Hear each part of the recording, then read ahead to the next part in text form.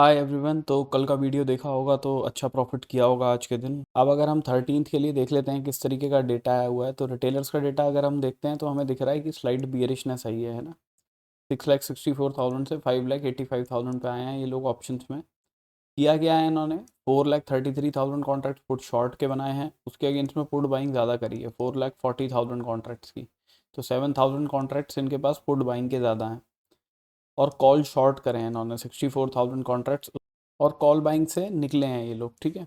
तो कल जो इन्होंने नेट बेसिस पे आप देखोगे कॉल बाइंग करी हुई थी, तो उसमें इन्होंने प्रॉफिट बुक वगैरह अपना किया होगा। बट आज ये लोग कॉल शॉर्ट करके जा रहे हैं, ऑलमोस्ट एक तरीके से नेकेड कॉल शॉर्ट, राइट। उसके अगेंस्ट में हेज नहीं किया हुआ है इन्होंने।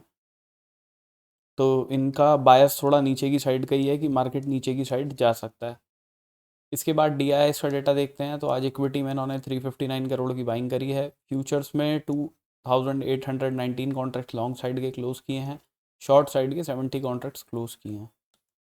FIIs ने आज इक्विटी में 910 करोड़ की बाइंग करी है नेट बेसिस पे, ठीक है।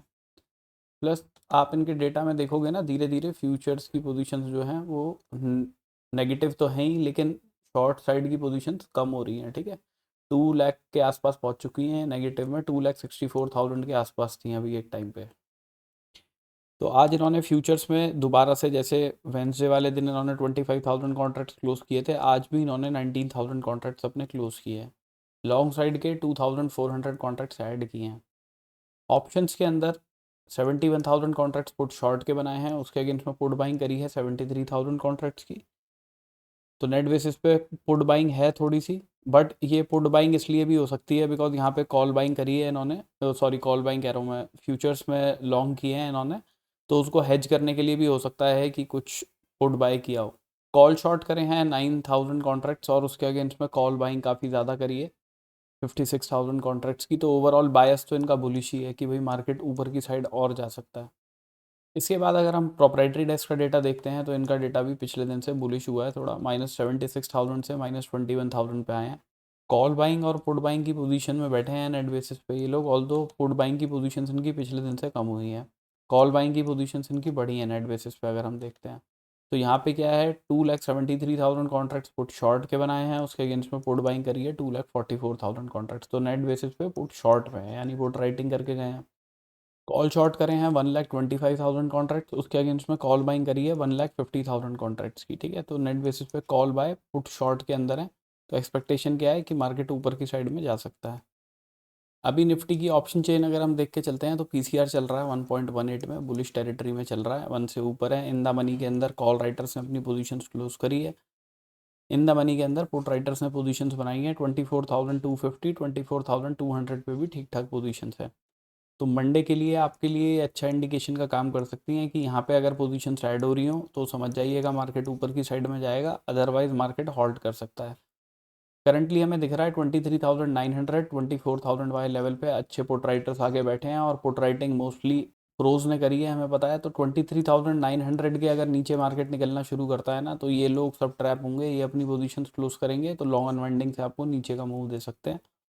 अदरवाइज 23,950, 24,000 वाला लेवल मार्केट के लिए सपोर्ट का काम करेगा। कॉल राइटिंग हमें दिख ही नहीं रही है ज़्यादा, बिकॉज मार्केट एक तरीके से कुछ इस तरीके के पैटर्न से एंड में ऊपर की साइड में ही रहा, राइट। प्लस मैंने आपको बताया हुआ है कॉल राइटर्स पुट राइटर्स का ग्राफ देखा करिए हमेशा। मार्केट के अंदर पुट राइटर्स ही दिन से शुरुआत में कॉल राइटर्स पुट राइटर्स बराबर चल रहे थे, पर फिर आपके पुट राइटर्स जो थे वो ज़्यादा एग्रेसिव हो गए थे as compare to call writers, तो मार्केट गिरा नहीं नीचे की तरफ, मार्केट ऊपर ही रहा है। अब इसका चार्ट ट्रेडिंग टिक पे चलता नहीं है, काफ़ी लोग मेरे से मांगते रहते हैं, कमेंट सेक्शन में लिखते रहते हैं कि उसके अलावा कोई ऑल्टरनेटिव है। तो देखिए, मेरे को ऑल्टरनेटिव नहीं पता। अगर किसी को पता है उस वाले ग्राफ का ऑल्टरनेटिव कहीं पे, तो वो कमेंट सेक्शन में लिख दीजिएगा आप। अदरवाइज़ मैं तो अपनी यही इसी वाली ऑप्शन चेन पे जब मैंने ट्रेडिंग टेक का वीडियो बनाया था, तो उससे पहले से मैं इसके ऊपर वो सारी चीज़ें कर रहा हूँ।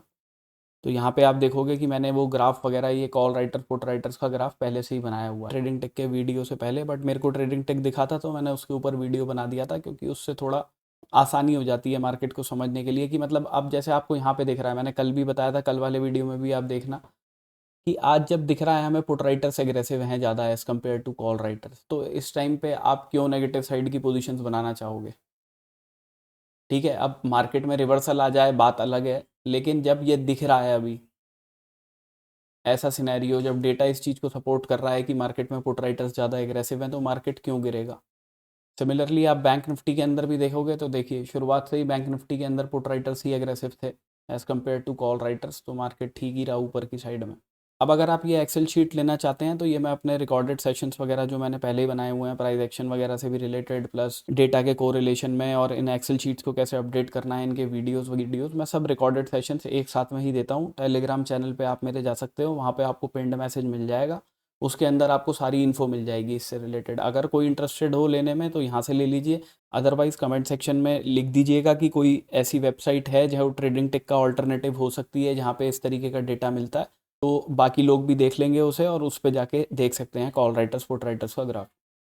अभी देखिए अगर हम चार्ट्स पे देख लेते हैं तो मैंने आपको बताया था क्लियर कट निफ्टी के अंदर कि भाई इस लेवल के ऊपर क्लोजिंग आएगी 15 मिनट की तो हम बाइंग के लिए देखेंगे। मैंने टारगेट्स आपको इस वाले गैप के बताए थे राइट पहले, तो 60 पॉइंट्स के आसपास आपको मिले होंगे यहाँ पे। वो तो अच्छा हुआ ये कैंडल थोड़ी नीचे की साइड में बन गई, अगर इतनी बड़ी कैंडल ही बन जाती तो फिर तो आपकी कोई अपॉर्चुनिटी बन ही नहीं पाती। तो एक अच्छा प्रॉफिट किया होगा, प्लस पुट राइटिंग जिन्होंने भी की होगी, बिकॉज राइटिंग ज़्यादा फेवरेबल रहती है as compare to buying, because buying में आपको मोमेंटम चाहिए ही चाहिए। राइटिंग के अंदर तो ये है मार्केट साइडवेज भी हो जाएगा, और आज तो इंडिया विक्स भी नीचे की तरफ आ रही थी, तो आपने प्रीमियम डिके अच्छा कर लिया होगा राइटर्स ने। तो अब देखिए अगर हम मंडे के लिए देख लेते हैं ना, तो अभी यहाँ पे अगर आप ध्यान से देखेंगे तो आपको दिखेगा कि एक inverse head and shoulder kind of हो सकता है ये, ठीक है। ये यहाँ पे बना और उसके बाद में यहाँ पे ये हो गया।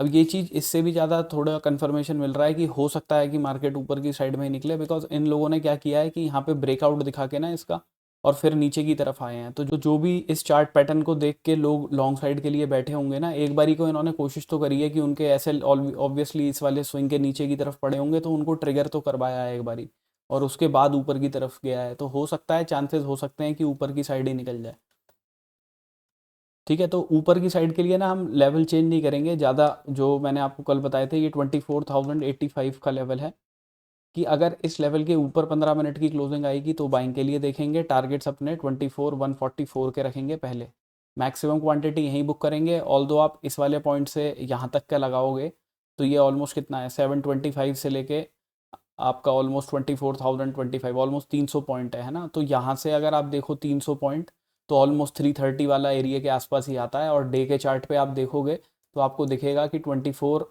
331, 337 के आसपास रेजिस्टेंस वैसे भी बैठ रहा है, ठीक है। मैंने आपको 2 दिन पहले जो डे के चार्ट पे बताया था उसके अंदर बताया थी ये वाली चीज़।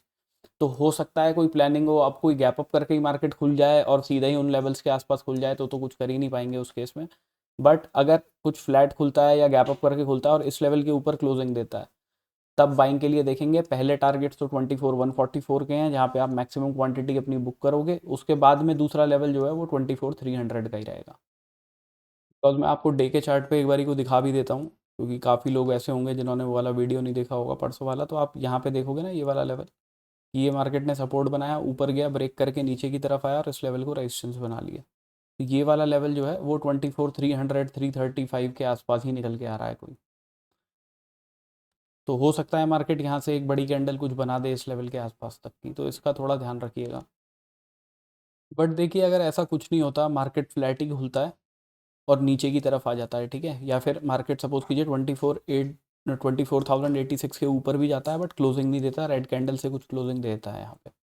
तो आपको यहाँ पे ना सिनेरियो दिख रहा होगा कि मार्केट ने एक हाई ये लगाया, उसके ऊपर ये हायर हाई लगाया है। तो यहाँ पे अभी करंटली ना एक RSI डाइवर्जेंस हमें दिख रही है। तो अगर मार्केट कुछ फ्लैट खुलता है या छोटा मोटा गैप डाउन करके खुलता है तो हम शॉर्टिंग के लिए ही देख सकते हैं। उसके इसमें टारगेट अपने 23,935 के रखेंगे, बिकॉज 23,900 तक हमें पता है कि पुट राइटर्स वगैरह बैठे हैं, तो वो उस लेवल पे कोशिश करेंगे मार्केट को एक बारी ऊपर ले जाने की। तो इसलिए हमने टारगेट्स अपने 23,935 के रखे हैं। तो इसलिए मैक्सिमम क्वांटिटी आप यहीं पे बुक करोगे 23,935 पे। और अगर इन लेवल्स के नीचे भी क्लोजिंग आ जाती है, विच इज़ 23,900 का ही लेवल है, 913 का, तो नेक्स्ट टारगेट आपके इस वाले गैप के रहेंगे। ये यहाँ पे जो गैप बनाया है मार्केट ने 23,856 के। सेंसेक्स भी डिस्कस कर लेते हैं। तो सेंसेक्स में बोला था इस लेवल के ऊपर क्लोजिंग आएगी तो बाइंग के लिए देखेंगे, टारगेट अपने इस लेवल के रखेंगे। मार्केट इसी लेवल पे जाके रेजिस्टेंस लिया है। यहाँ पे अभी मार्केट ने RSI डाइवर्जेंस बनाई है। अब देखिए अगर इसके ऊपर क्लोज करता है मार्केट 77,640 के ऊपर अगर क्लोज करता है 15 मिनट के लिए तो नेक्स्ट टारगेट अपने 77,877 के रहेंगे, और उसके ऊपर का लेवल जो है वो 78,041 का है। बट मैक्सिमम क्वांटिटी आप अपने पहले लेवल पे ही बुक करेंगे। बट मार्केट यहाँ से रिजेक्शन ले लेता है या इस लेवल से ही कोई रेड कैंडल बना देता है तो हम शॉर्टिंग के लिए ही देखेंगे और उसके टारगेट 77,109 के रखेंगे। ठीक है, बिकॉज यहाँ पे हमें अभी करंटली RSI डाइवर्जेंस दिख रही है। इन लेवल्स को भी ब्रेक करके नीचे आ जाता है 100 वाले लेवल को नीचे, तो नेक्स्ट सपोर्ट आपका इस वाले गैप का है, ये लेवल 76,800 का है। तो ये दो लेवल्स मार्क करके रखिएगा नीचे की साइड में। तो अगर बुलिश है मार्केट और ऊपर ही जाना है मार्केट को तो अच्छी बात है कि इस लेवल के ऊपर ही ऐसे क्लोज कर दे। अब कोई गैप अप करके खुल गया है इन एरिया के आसपास तो कुछ नहीं कर सकते उस केस में। फिर 10:30-11 बजे के बाद में आप कॉल राइटर्स पुट राइटर्स का ग्राफ देख के ही कोई अपॉर्चुनिटी देखना मार्केट में। बैंक निफ्टी देख लेते हैं। तो बैंक निफ्टी में देखिए अपॉर्चुनिटी बन नहीं पाई बिकॉज मार्केट खुला तो इस लेवल के ऊपर, बट एक ही कैंडल में इस वाले हमारे टारगेट पे पहुंच गया। राइट, तो ये तो पहली 15 मिनट की कैंडल ही ऐसे बन गई, तो इस केस में तो कोई अपॉर्चुनिटी बन ही नहीं पाती। अब आप यहाँ अगर देख के चलेंगे तो यहाँ पे भी वही निफ्टी की सेंसेक्स की तरह RSI डाइवर्जेंस दिखाई दे रही है हमें, है ना। तो जब तक मार्केट इस लेवल के नीचे है तब तक शॉर्टिंग के लिए ही देख सकते हैं। टारगेट अपने 55,486 के रखेंगे, 482 के। अगर मार्केट 15 मिनट की क्लोजिंग इस लेवल के ऊपर देता है तो आपके नेक्स्ट टारगेट जो है वो 56,163 के रहेंगे। बट ऑलमोस्ट सिर्फ 200 पॉइंट ही है यहाँ पे, और पता लगा कैंडल कुछ इस तरीके से बन गई तो फिर वो अपॉर्चुनिटी भी निकल जाएगी। इसके ऊपर जो बनेगी वो तभी देखिएगा आप जब कॉल राइटर्स पुट राइटर्स का ग्राफ देखें और उसमें आपको दिखे कि पुट राइटर्स ही ज़्यादा एग्रेसिव हैं। तो 56,163 के ऊपर 15 मिनट की क्लोजिंग आती है तो नेक्स्ट टारगेट आपके 56,456 के रहेंगे। तो इन दो लेवल्स को मार्क करके रखिएगा ऊपर की साइड में। अगर यहाँ से ही रिजेक्शन ले लेता है 15 मिनट की कैंडल या फिर इसके नीचे ही रेड कैंडल बन जाती है तो आपको वो RSI डाइवर्जेंस दिख जाएगी यहाँ पे। तो उस बेसिस पे आप शॉर्टिंग के लिए देखेंगे तो टारगेट्स उसके 55,482 तक के रख सकते हैं। कोई बड़ा गैप डाउन हो जाता है तो इन वाले गैप्स के आसपास आके मार्केट सपोर्ट ले सकता है, या ऊपर बड़ा गैप अप हो जाता है, कोई बड़ा गैप अप या गैप डाउन हो जाता है ना, तो उस केस में मार्केट थोड़ा साइडवेज ही रहता है, ज़्यादा मूवमेंट वगैरह दिखाता नहीं है। तो उसका थोड़ा ध्यान रखिएगा। और उस वाले केस में कॉल राइटर्स पुट राइटर्स का ग्राफ देख के ही 10:30-11 बजे के बाद में कोई अपॉर्चुनिटी देखिएगा। और अगर कोई ये एक्सेल शीट्स या रिकॉर्डेड सेशंस लेने में इंटरेस्टेड हो तो मेरा टेलीग्राम चैनल पे विजिट कर सकते हैं, वहाँ पे आपको पिंड मैसेज के अंदर दिख जाएंगी सारी details. So this is my analysis for Monday. Thank you for watching my video guys. Have a good day.